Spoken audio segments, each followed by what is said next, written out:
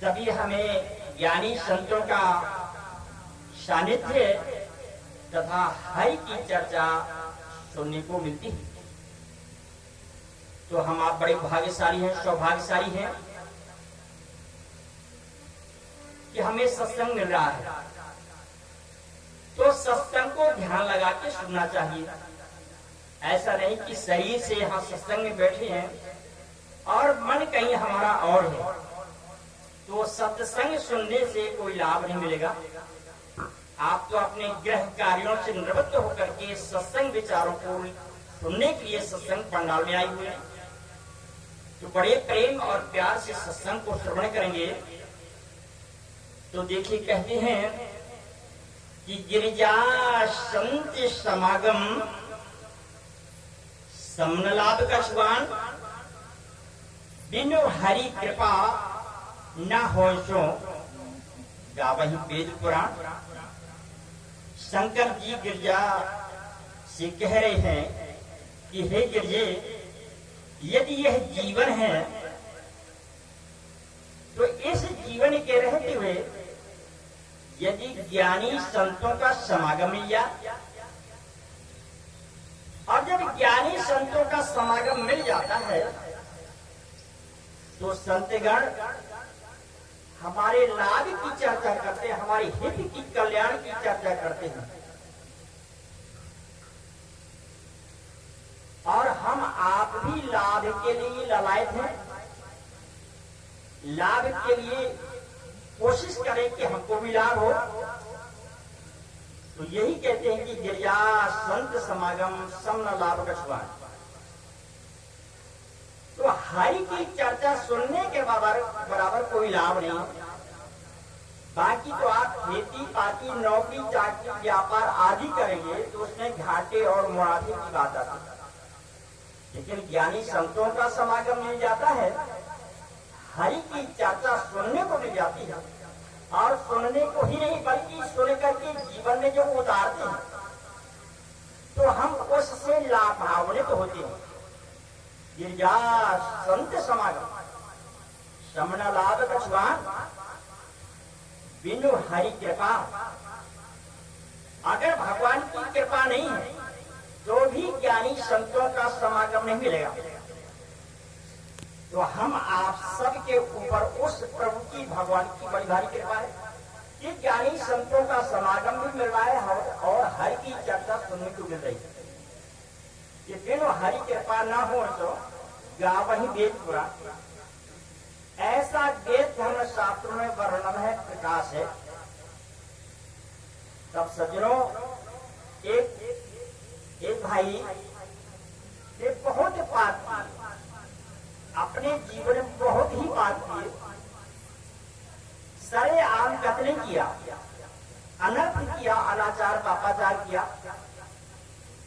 तो किन्हीं ने कहा कि भाई आपने पाप कर्म किया है तो इन अपने किए हुए पापों का प्रायश्चित तो अपने आप भोगना पड़ता है। अतः ऐसा है कि गंगा जी स्नान कराए तो पाप धुल जाएंगे। तो उस भाई ने कहा कि बात तो भाई ठीक है, चाहे जितना पाप कर लो, गंगा जी में स्नान कराओ और पाप धुल जाएंगे। हालांकि वो व्यक्ति जाता है गंगा स्नान करने के लिए कि मेरे पाप धुल जाएंगे, और पहुंचते पहुंचते यही समय हो गया, समय यही था। और वहां पर एक सत्संग हो रहा था, जैसे हम सत्संग पंडाल में बैठे, और वहां से गंगा जी 10 कोस ठीक आगे, क्योंकि उस समय वाहन नहीं थे, वो पैदल चल करके गंगा जी में स्नान करने के लिए जा रहा था कि मेरे पाप धुल जाएंगे। तो क्या देखता कि सत्संग है, सत्संग हो रहा है, हरि की चर्चा हो रही है, तो क्यों ना यहाँ बैठ जाऊं, सत्संग को सुनूंगा। और वहां के जो संचालक होंगे उनसे प्रार्थना कर लूंगा कि भाई रात विश्राम के लिए मुझे जगह चाहिए। तो सत्संग में बैठ जाता है, हरि की चर्चा को सुनता है, और जब सत्संग का समापन होता है, सभी लोग अपने अपने घर के लिए प्रस्थान करते हैं। तो वहां पर भाई थे जिन्होंने सत्संग करवाया था, उनसे याचना किया, प्रार्थना किया कि आज रात विश्राम करने की मुझे जगह दे और मैं अगले दिन सुबह जो है गंगा स्नान करने चला जाऊंगा। तो प्रार्थना करने पर प्रार्थना को स्वीकार कर लिया गया।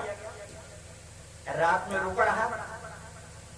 सुबह होता है तो वहां के साधु महाराज क्या करते हैं कि सबसे पहले जैसे हमारी माता बहनें गेट खोल देती हैं, झाड़ू पर लगाती है, ऐसे साधु महाराज ने गेट खोल दिया और झाड़ू लगा दिया और अपने कुटिया के अंदर, कमरे के अंदर भजन ध्यान साहब में बैठ गए। और वो व्यक्ति वहीं आंगन में टहल रहा है। तो कुछ देर के बाद में क्या देख रहा है कि 3 महिलाएं आ रही हैं। उनका रूप है लटे फटे पुराने कपड़े भी पहने और उसके देखते देखते साधु महाराज के कपड़े में प्रवेश हो गई। अब मन के अंदर खलबली मची हुई है कि बताओ, एक साधु के कमरे में वो भी 3 महिलाएं बड़े सुबह सुबह प्रवेश हो गई।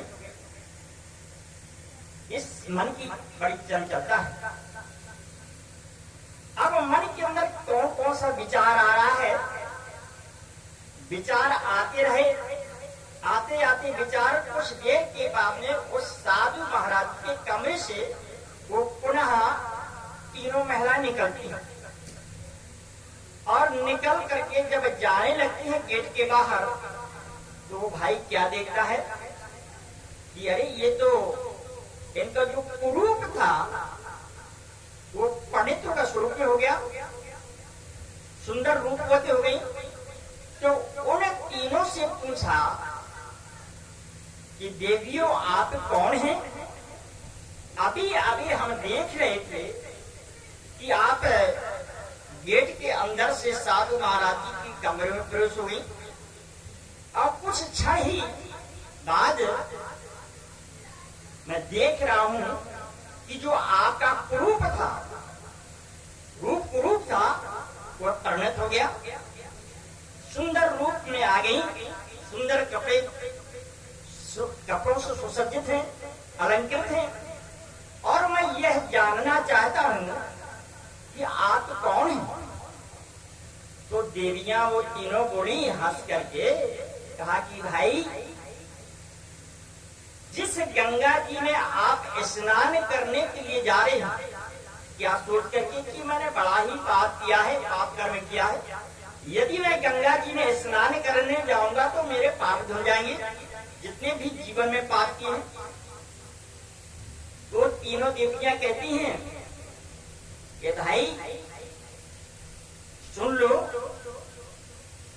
बहुत सारे मानो इतना अनर्थ करते हैं, अत्याचार करते हैं, पापाचार करते हैं, बुरे कर्म करते हैं और सब यही सोचते हैं कि गंगा जी में स्नान कर लेंगे तो पाप धुल जाएंगे।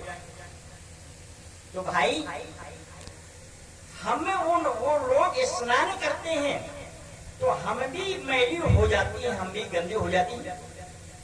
तो हम अपने इस मैल को दूर करने के लिए, गंदगी को दूर करने के लिए संत दरबार में जाती है, साधु दरबार में जाती है। जो कौन से साधु? जो आत्मज्ञानी, तत्वज्ञानी साधु संत हैं, जिन्होंने उसे परमात्मा को जाना, परमात्मा के ध्यान भजन करते हैं, उनके चरणों में बैठ करके सेवा करती हैं और उनका आशीर्वचन प्राप्त करती हैं। तो हमारा जो मैल है वो दूर हो जाता है, गंदगी दूर हो जाती है। जब ही नाम हृदय धरा भयो पाप का नाश, जैसे चिनगारी आग की परी पुरानी घास। नाम रत्ती जो एक है, पाप रत्ती जो 1000, रंजक घट में संचय जार करे सबसा। कहा गया है, तो देवियां कहती कि हम संत दरबार में जाती है और संत दरबार में जाकर के सेवा करती हैं और अपने जीवन के कल्याण उनसे याचना प्राप्त करती हैं कि ये जीवन मिला है, इस जीवन का कैसे कल्याण हो गया। तो वो एक युक्ति तरीका उपाय बताते हैं, अर्थात वो ज्ञान कराते हैं। कहते हैं कि भाई यदि जीवन है तो जीवन में गुण धारण करके ज्ञान को प्राप्त कर लो, और जब वो नाम रूपी बीज हृदय में रोपित कर देंगे गुरु महाराज जी, तो कहते कि जब ही नाम हृदय धरा, नाम में कितनी शक्ति है कि जब ही नाम हृदय धरा भयो पाप का नाश। कितने भी हम आपके पाप थे और पाप हो भी रही, लेकिन वो कैसा नाम है, जितने हम आप दिन में पाप अनजाने में कर बैठते हैं या जानकर, लेकिन उस नाम का क्या प्रभाव है कि जब ही नाम हृदय धरा भयो पाप का नाश। जैसे चिंगारी आग की परिपुरानी घास, जैसे सूखे हुए घास का बहुत बड़ा ढेर है और एक आग की चिंगारी उसमें रख दिया जाए तो धीरे धीरे धीरे उसमें अग्नि प्रज्वलित हो जाएगी और जल करके क्या हो जाएगा, राख खाक। यानी कितना बड़ा घास का ढेर था, एक चिंगारी आग के कारण वो घास क्या होगी, राख। ऐसे हमारे जीवन में जितने भी हमने पाप किए हैं जान करके अनजान, और जब गुरु महाराज जी की शरण में जाकर तो उस नाम को जान लेती है और नाम का सुमरण करती हैं, जब नाम को सुमरण करते हैं तो नाम में कितनी शक्ति है कि सारे पापों को समन करने वाला है, दमन करने वाला है, सारे क्लेशों का समन करने वाला है। ऐसा वो हृदय स्थित परमात्मा का नाम। तो कहते हैं, तो भाई ने जब इस प्रकार की बातों को सुना तब उसके मन के अंदर विवेक की जागृत हुई। कहा जा रहा था, गंगा स्नान, और उन देवियों के माध्यम से उसका विवेक की जागृत, और वहीं साधु की कुटिया में रह करके और सेवा भाव करने लगा और साधु से प्रार्थना किया कि भाई इस जीवन की कल्याणकारी बातें मुझे बताएं, और जिससे इस जीवन की सार्थकता होनी हो। तो साधु ने सत्संग सुना करके और ज्ञान की चर्चा की, तब उसने उसे गुरु महाराज जी की शरण में जाकर के उस ज्ञान को जाना, उस